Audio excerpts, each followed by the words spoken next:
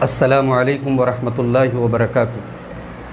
الحمدللہ رب العالمین والصلاة والسلام علی سید الانبیاء والمرسلین وعلی آلہ وصحبہ اجمعین ومن تبعہم بإحسان الی یوم الدین، اما بعد۔ معزز ناظرین، آج ہم عقیدے کا جو کورس شروع کرنے جا رہے ہیں، یہ اس کورس کا پہلا ایپیسوڈ ہے، پہلا حصہ ہے، اور آپ جانتے ہیں کہ یہ کورس ڈاکٹر شفیق الرحمان کی کتاب تجدید ایمان کی روشنی میں ہے۔ اس کتاب کا PDF لنک آپ کو اس ویڈیو کے ڈسکرپشن میں بھی دیا جا رہا ہے، اور جو لوگ ہمارے اس کورس میں جوائنڈ ہیں ان کو واٹس ایپ پر بھی اس کورس کا جو نوٹس ہیں اردو میں بھی اور رومن اردو میں بھی ان کو اویلیبل کرایا گیا ہے۔ ڈاکٹر شفیق الرحمان کی یہ کتاب تجدید ایمان تقریباً 137 پیجز پر مشتمل ہے، تو ہم انشاءاللہ اس پوری کتاب کو 6 ایپیسوڈ میں کور کریں گے۔ یہ عقیدے کی بنیادی باتوں پر بڑی بہترین کتاب ہے، اور اس میں سوال و جواب کے طرز پر، کوئز کے طرز پر سوال ہے، جواب ہے، بڑی اہم باتیں بتائی گئی ہیں۔ تو آج ہم سب سے پہلا جو اس کتاب کا جو چیپٹر ہے توحید اور اس کے متعلقات، یعنی توحید سے ریلیٹڈ جو باتیں ہیں اس پر آج انشاءاللہ ہم گفتگو کریں گے۔ سب سے پہلا جو سوال ہے وہ یہ کہ اللہ تعالیٰ نے ہمیں کس لیے پیدا کیا؟ یہ بہت بڑا سوال ہے کہ اللہ تعالیٰ نے ہمیں پیدا کس لیے کیا، ہماری پیدائش کا مقصد کیا ہے؟ اس سوال کا جواب دیتے ہوئے اللہ تعالیٰ نے سورہ زاریات کی آیت نمبر 56 کے اندر 56 کے اندر فرمایا، وَمَا خَلَقْتُ الْجِنَّ وَالْإِنسَ إِلَّا لِيَعْبُدُونَ، میں نے جنوں اور انسانوں کو صرف اپنی عبادت کے لیے پیدا کیا ہے۔ محترم ناظرین، اللہ تعالیٰ نے ہمیں اور آپ کو پیدا کیا ہے، اور اللہ تعالیٰ کا حق ہمارے اوپر یہ ہے کہ ہم اس کی عبادت کریں۔ بندوں کے اوپر اللہ تعالیٰ کا سب سے بڑا اور سب سے اہم حق یہی ہے کہ بندے صرف اللہ کی عبادت کریں، اللہ کی عبادت میں کسی کو شریک نہ کریں۔ آئیے اس بات کی وضاحت ایک حدیث سے دیکھتے ہیں۔ صحیح بخاری کی 2856 اور صحیح مسلم کی 30 نمبر کی حدیث ہے۔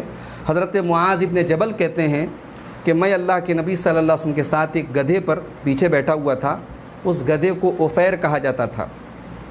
تو آپ صلی اللہ علیہ وسلم نے پوچھا کہ اے معاذ، حل تدری حق اللہ علی عبادی، کیا تم جانتے ہو کہ اللہ کا حق کیا ہے بندوں کے اوپر؟ وما حق العباد علی اللہ، اور اللہ کے اوپر بندوں کا حق کیا ہے؟ میں نے کہا کہ اللہ اور اس کے رسول زیادہ بہتر جانتے ہیں۔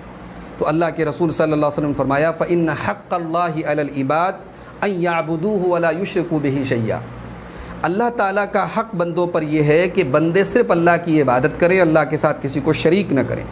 وحق العباد علی اللہ الا یعذب من لا یشرک بہ شیئا، اور بندوں کا حق اللہ کے اوپر یہ ہے کہ اللہ تعالیٰ اپنے بندوں میں سے وہ بندے جو اللہ کے ساتھ شرک نہ کریں ان کو اللہ تعالیٰ عذاب نہ دے۔ تو حضرت معاذ بن جبل نے کہا کہ اللہ کے رسول، کیا میں لوگوں کو اس بات کی بشارت نہ سنا دوں؟ اللہ کے رسول صلی اللہ علیہ وسلم فرمایا، لا تبشرہم، ان کو یہ بشارت مت سناؤ، فیتکلوا، کہیں ایسا نہ ہو کہ وہ اسی پر بھروسہ کر کے بیٹھ جائیں۔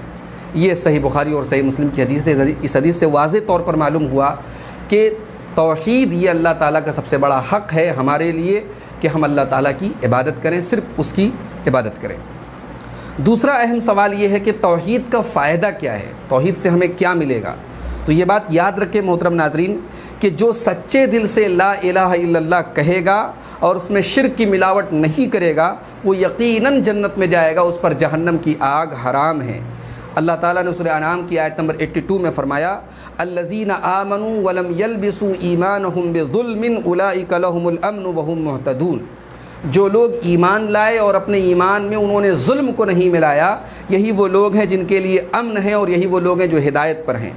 اس آیت میں ظلم سے مراد شرک ہے، جیسا کہ صحیح بخاری کی 32 نمبر کی اور صحیح مسلم کی 124 نمبر کی حدیث میں اللہ کے رسول صلی اللہ علیہ وسلم نے وضاحت فرما دی ہے۔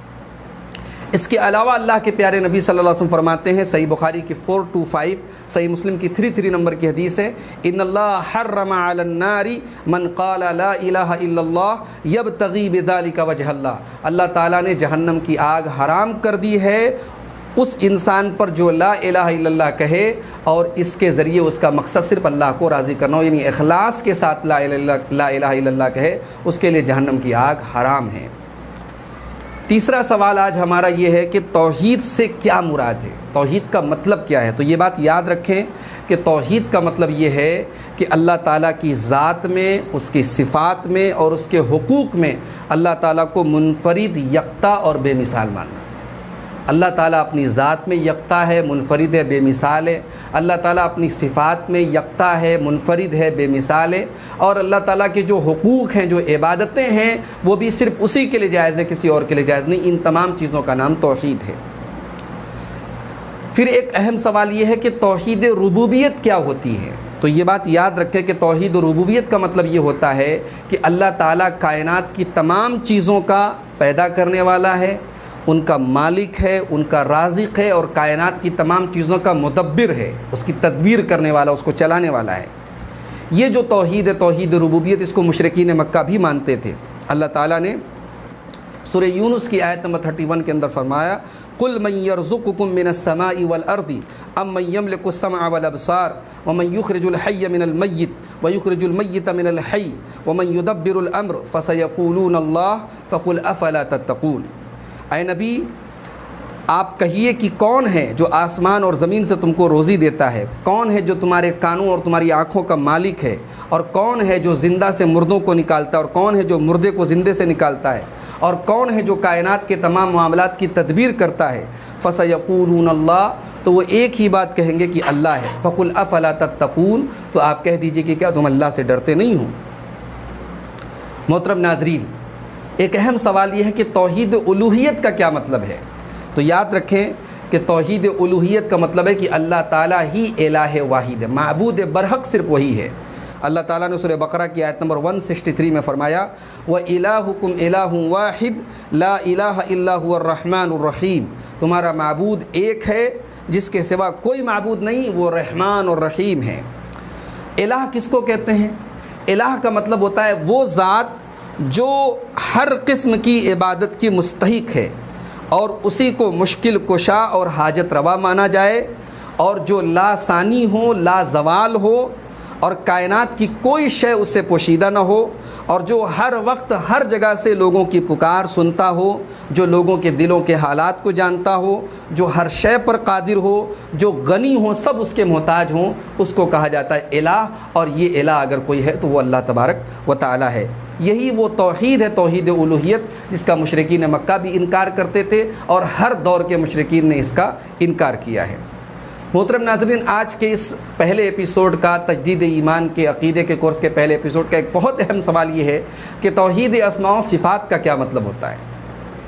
تو یہ بات یاد رکھیں کہ توحید اسماء و صفات کا مطلب یہ ہوتا ہے کہ اللہ تعالیٰ کی تمام اسماء و صفات کا اقرار کیا جائے جو اللہ تعالیٰ نے قرآن میں خود بیان کی ہیں یا اللہ کے پیارے نبی صلی اللہ علیہ وسلم نے صحیح حدیثوں میں بیان کی ہے، ان تمام صفات پر ایمان لایا جائے، ان کا اقرار کیا جائے۔ جیسے اللہ تعالیٰ نے سورہ نساء کی، سورہ طٰہٰ کی آیت نمبر 5 میں فرمایا، الرحمن علی العرش استویٰ، رحمان عرش پر مستوی ہے۔ اب یہاں اللہ تعالیٰ کی ایک صفت بیان کی گئی، رحمان عرش پر مستوی ہے، تو اس کی صفت استواء علی العرش کا اقرار کیا جائے۔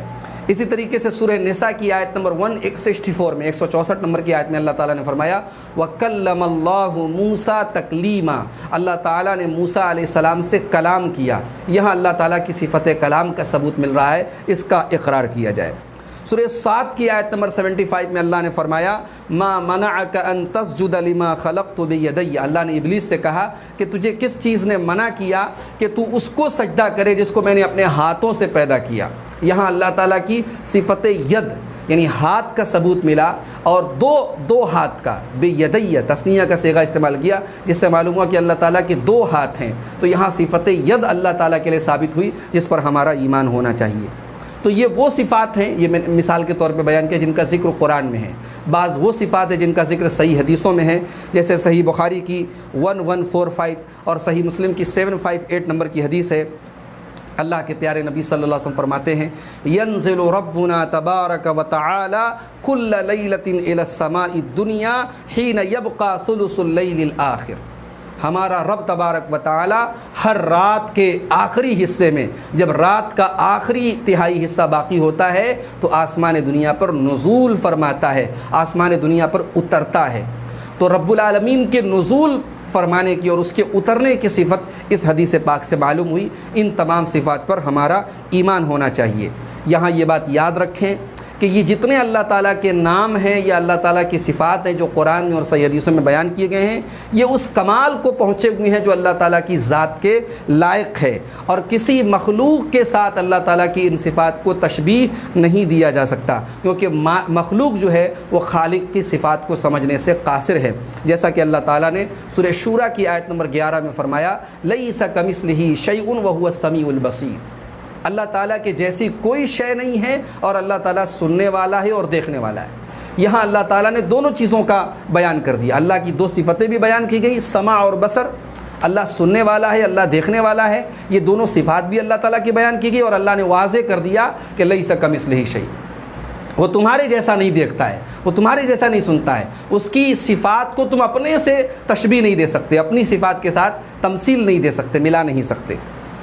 تو اللہ تعالیٰ کی تمام صفات کو حقیقت پر محمول کرتے ہوئے، جیسا قرآن و حدیث میں آیا ہے، جو معنی عربی زبان میں اس کا ہوتا ہے، اس حقیقی معنی پر لیتے ہوئے، بغیر کسی تعویل کے، بغیر کیفیت بیان کیے ہوئے، بغیر کسی تعطیل کے اور بغیر کسی تمثیل کے ماننا، اس کا نام ہے توحید اسماء و صفات۔ اب یہاں کچھ مشکل الفاظ استعمال ہوئے ناظرین، تعویل اور اسی طریقے سے تعطیل اور کیفیت اور تمثیل۔ تو آئیے ان الفاظ کو سمجھتے ہیں۔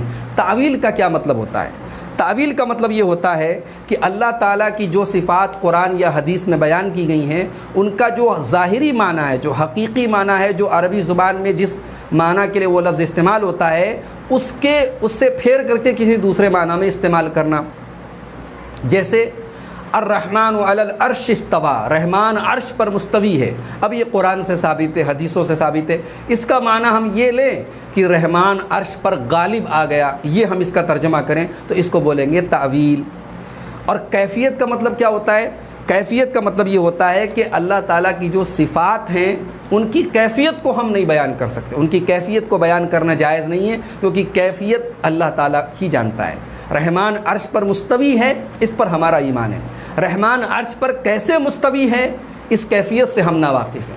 اللہ تعالیٰ کا ید ہے، اللہ تعالیٰ کا ہاتھ ہے، لیکن وہ ہاتھ کیسا ہے اس کی کیفیت جاننے سے ہم قاصر ہیں۔ اللہ تعالیٰ آسمان دنیا پر نازل ہوتا ہے، مگر اس کا نزول کیسا ہے، اس کی کیفیت کیسی ہے، اس کی کیفیت ہم نہیں جانتے۔ تمثیل کس کو کہتے ہیں؟ تمثیل کا مطلب ہوتا ہے کہ اللہ تعالیٰ کی صفات کو مخلوق کی صفات کے جیسا قرار دینا۔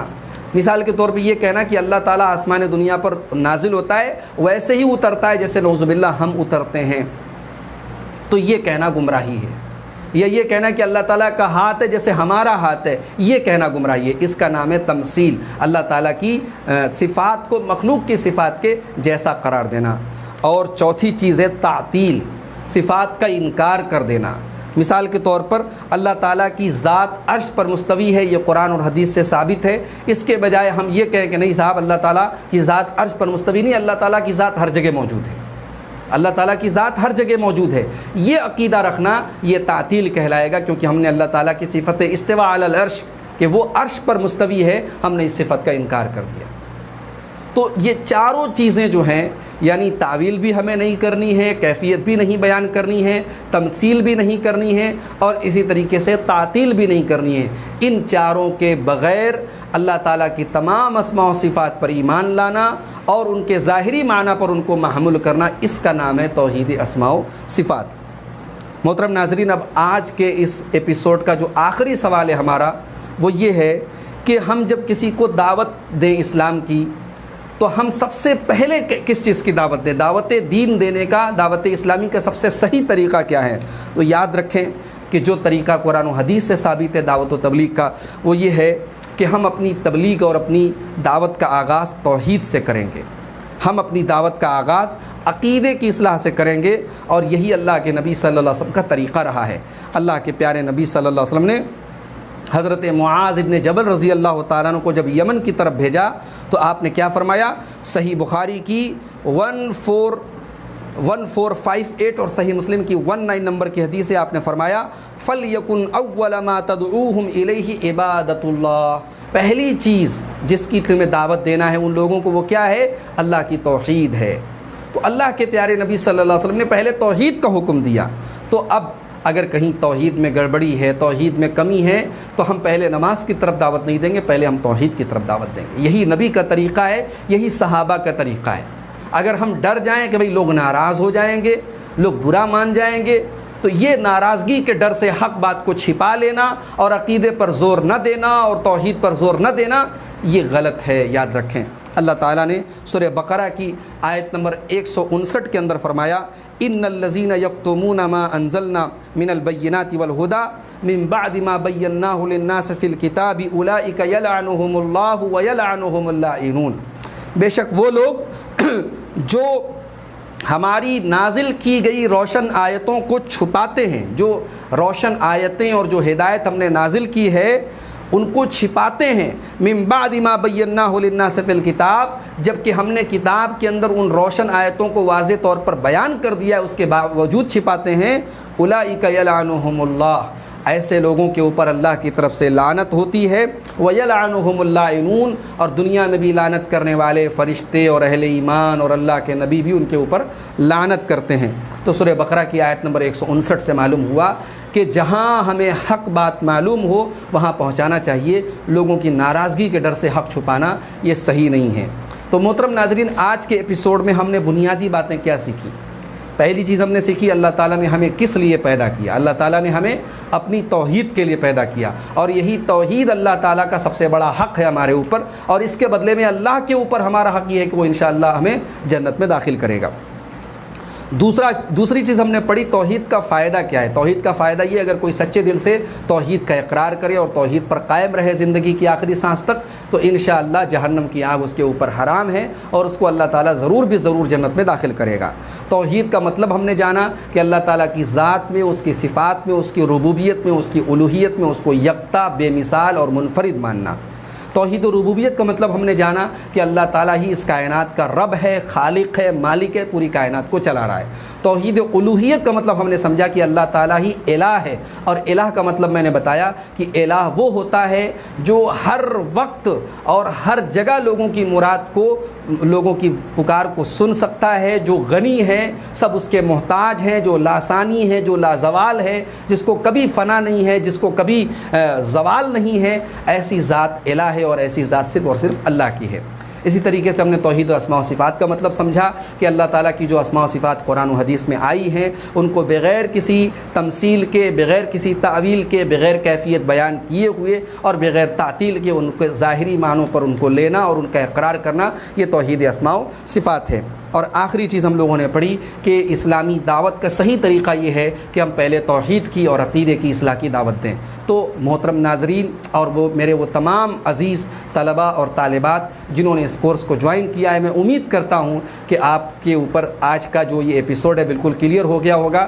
یہ جو باتیں میں نے بتائی ہیں، یہ اس کا جو تجدید ایمان کتاب کا جو پہلا چیپٹر ہے توحید اور اس کے متعلقات، اس کا ایک طریقے سے اس کی سمری کہہ لیجئے، خلاصہ کہہ لیجئے، میں نے اس پورے چیپٹر کو کور کر لیا ہے۔ آج کے اس ایپیسوڈ کے بعد انشاءاللہ ہم دوسرے ایپیسوڈ میں ملاقات کریں گے جس میں ہمارا ٹاپک ہوگا شرک اور اس کے متعلقات، شرک اور اس سے ریلیٹڈ چیزیں ہم انشاءاللہ اگلے ایپیسوڈ میں بیان کریں گے۔ اللہ تعالیٰ سے دعا ہے رب العالمین اس کورس کو ہم سب کے حق میں مفید بنائے، ہم سب کو اپنے عقیدے کی اصلاح کرنے کی توفیق عطا فرمائے، صحیح اسلامی عقیدے کو جاننے اور سیکھنے کی توفیق عطا فرمائے، آمین۔ وآخر دعوانا الحمد للہ رب العالمین، والسلام علیکم ورحمۃ اللہ وبرکاتہ۔